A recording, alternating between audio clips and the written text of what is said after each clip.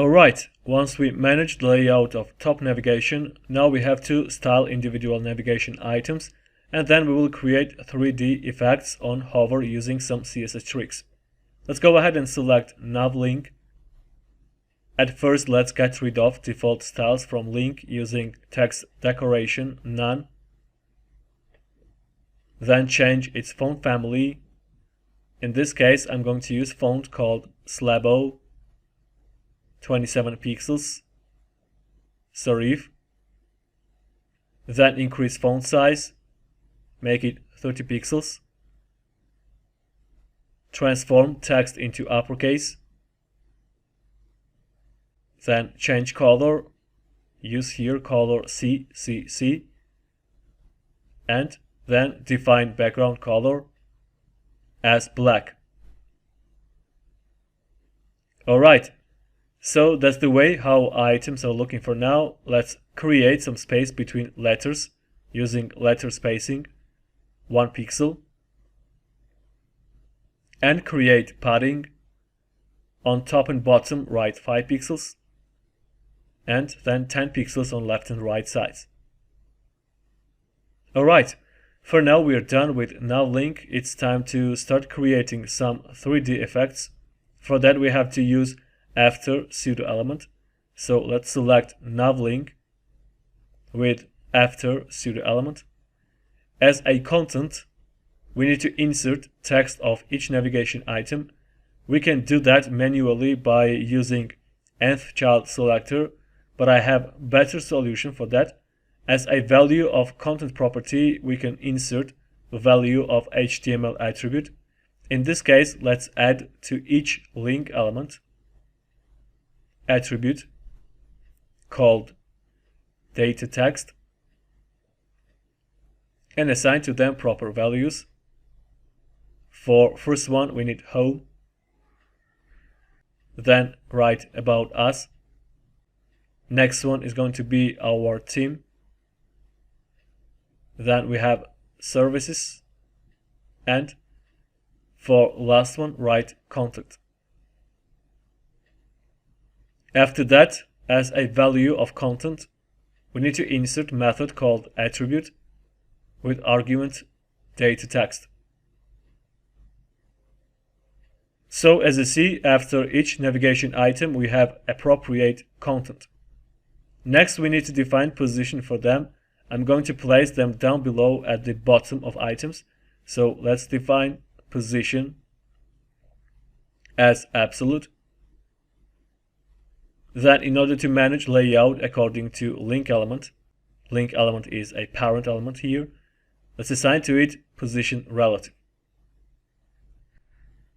Then set left as 0 for after pseudo element, and also bottom as -100%. And also, in order to make content visible, let's define background color and make it black. So as you see, elements are placed at the bottom. Actually, you can notice that all the properties which refer to text, I mean font family, font size, text transform, and so on, are inherited from parent element. As for elements box properties like padding, it's not inherited, so we need to set it manually.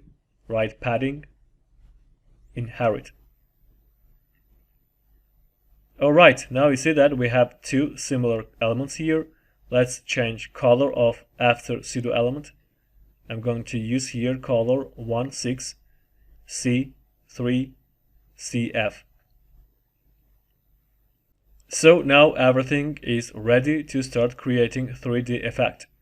Let me explain what we're going to do. On hover, after pseudo element will be rotated and placed under item. And instead of content of item, it will be displayed with cool 3D effect. Alright, first of all, let's prepare 3D space for item and for after pseudo element as well. For that we need to select li element, write nav list li, and assign to it property called perspective with value 500 pixels. After that, in order to create 3D space for after pseudo element, we need to assign to its parent, I mean to link element, property called transform style with the value preserve 3D. And now in order to place after pseudo element under item, we need to rotate it along x-axis by minus 90 degrees. So write transform, rotate x, and insert here value minus 90 degrees. So as you can see, elements are placed down below but far from items.